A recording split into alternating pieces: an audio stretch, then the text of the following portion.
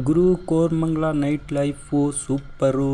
Girls, ಎಣ್ಣೆ, night, club, party ಅಂತ ನೀವೇನಾದರೂ ಹೋದರೆ ಬರೋದು ಪಕ್ಕಾ ಡೌಟು. ಯಾಕೆಂತ ಎಕ್ಸಾಂಪಲ್ ಸಮೇತ ತೋರಿಸ್ತೀನಿ, ವಿಡಿಯೋ ಫುಲ್ ನೋಡಿ. ಫಸ್ಟು ಎಂಟ್ರಿಯಾಗಿ ಹೋಗಬೇಕಾದ್ರೆ ನಿಮ್ಗೆ ಸಿಗ್ತಾರೆ ಪೊಲೀಸು. ಇವರು ನೀವು ಬರೋವಾಗ ನಿಮ್ಮ ಲೈಸೆನ್ಸ್ ಚೆಕ್ ಮಾಡ್ತಾರೆ. ಹೋಗಬೇಕಾದ್ರೆ ಎಷ್ಟು ಕುಡ್ದಿದೆಯಾ ಅಂತ ಚೆಕ್ ಮಾಡ್ತಾರೆ. ಹುಡುಗಿ ಹಿಂದೆ ಕೂತಿದ್ರೆ ಇನ್ನೂ ತುಂಬ ಜಾಸ್ತಿ ಚೆಕ್ ಮಾಡ್ತಾರೆ. ಹೋಗಲಿ, ಹುಡುಗನ ಜೊತೆ ಬಂದರೆ ಬಿಡ್ತಾರಾ? ಇಲ್ಲ, ಮಾಲೇನಾದರೂ ಇಟ್ಟಿದೆಯಾ ಅಂತಲೂ ಚೆಕ್ ಮಾಡ್ತಾರೆ. ಇವರಿಂದ ತಪ್ಪಿಸ್ಕೊಳ್ಳೋಕೆ ಹೆಲ್ಪ್ ಮಾಡೋರು ಇರ್ತಾರೆ.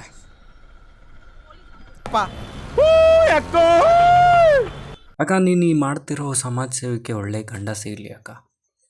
ಹೋಗಲಿ, ಇದೆಲ್ಲ ದಾಟ್ಕೊಂಡು ನಾವು ಹೋಗಬೇಕಾಗಿರೋ ಪ್ಲೇಸ್ಗೆ ಹೋಗೋಣ ಅಂದ್ಕೊಂಡ್ರೂ ಕೂಡ ಆಗಲ್ಲ. ಯಾಕೆ ಅಂದರೆ ಸಿಕ್ಕಾಪಟ್ಟೆ ಟ್ರಾಫಿಕ್ಕು. ಬೈಕಲ್ಲಿ ಬಂದಿದ್ದರೆ ಈ ಥರ ಸೈಕಲ್ ಗ್ಯಾಪಲ್ಲಿ ಹೆಂಗೋ ನುಗ್ಗಿಸ್ಕೊಂಡು ಹೋಗ್ಬೋದು. ಅಕಸ್ಮಾತ್ ಕಾರ್ ಏನಾದರೂ ತಗೊಂಬಂದಿದ್ರೆ ಈ ಥರ ಲೈನಿಗೆ ಕ್ಯೂ ನಿಲ್ಲಿಸ್ಬೇಕಾಗತ್ತೆ. ಇಲ್ಲಿ ಬರೋರು ಬೆಂಗಳೂರವ್ರಿಗಿಂತ ಬೆಂಗಳೂರು ಔಟ್ಸೈಡ್ ಅವರೇ ತುಂಬ ಜಾಸ್ತಿ ಜನ ಬರೋದು.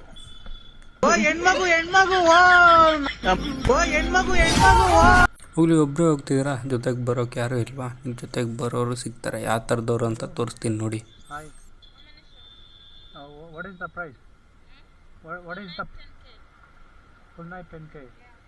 ಕೋರಮಂಗಲ ನೈಟ್ ಲೈಫ್ ಹೆಂಗಿರುತ್ತೆ ಅಂತ ತೋರ್ಸೋಕ್ಕೆ ಒಂದು ನೈಟ್ ಫುಲ್ ವೀಡಿಯೋ ಮಾಡಿ ನಿಮ್ಗೆ ತೋರಿಸಿದ್ದೀನಿ. ದಯವಿಟ್ಟು ಸಬ್ಸ್ಕ್ರೈಬ್ ಮಾಡ್ರಪ್ಪ, ಈ ಶ್ರಮಕ್ಕೋಸ್ಕರನಾದರೂ. ನೆಕ್ಸ್ಟು ಯಾವ ಪ್ಲೇಸ್ ವೀಡಿಯೋ ಮಾಡಬೇಕು ಅಂತ ಕಮೆಂಟ್ ಮಾಡಿ.